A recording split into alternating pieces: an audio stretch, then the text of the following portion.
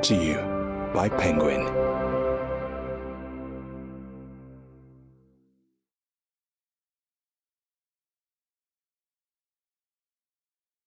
The Whole Story by Patrick Tidmarsh.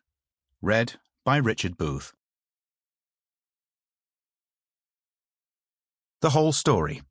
Investigating Sexual Crime, Truth, Lies and the Path to Justice by Patrick Tidmarsh.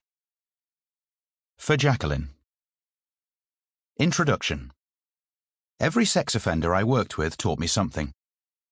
After a time, each conversation reconfirmed an understanding of how they see the world and the effect they have on everyone around them. The patterns of offender action and victim reaction, whether they targeted adults or children, repeated over and over again. What offenders taught me, most importantly of all, was how to listen to victims.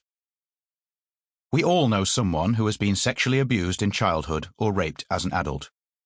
You probably know several people, whether you realize it or not.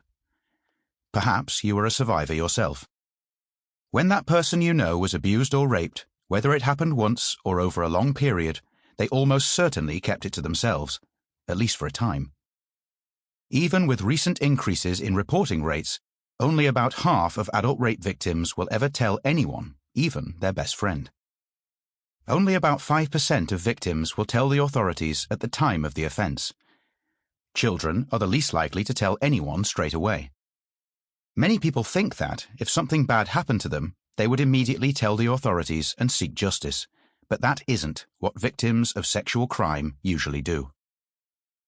A 14-year-old girl and her 16-year-old boyfriend were in their local park in the early hours of the morning. After going to a party, they were hanging out for a while before going home, when a group of young men came by. The boyfriend reported that he was physically assaulted and ran for help.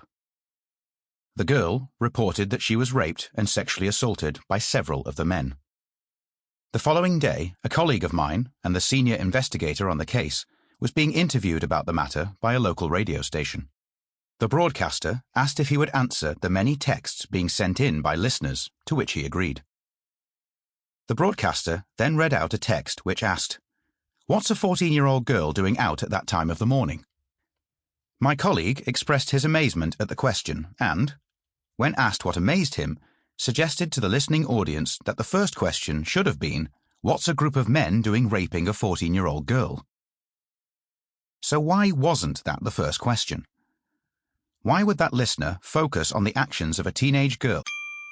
Sample complete. Ready to continue?